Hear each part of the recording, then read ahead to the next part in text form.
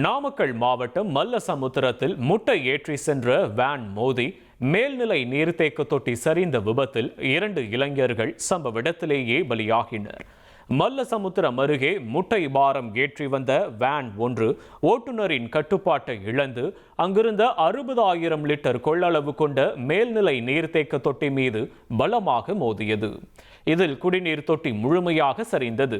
இந்த கோர விபத்தில் இடிபாடுகளுக்குள் சிக்கி அதே பகுதியைச் சேர்ந்த சுபாஷ் மற்றும் குமார் ஆகிய 2 இளைஞர்கள் சம்பவ இடத்திலேயே பரிதாபமாக உயிரிழந்தனர்.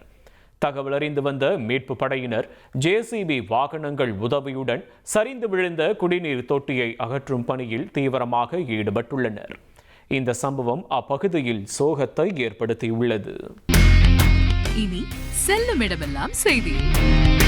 தந்தி டிவியின் வாட்ஸ்அப் சேனலை ஃபாலோ பண்ணினா செல்ல இருக்கும் இடமெல்லாம் செய்தி.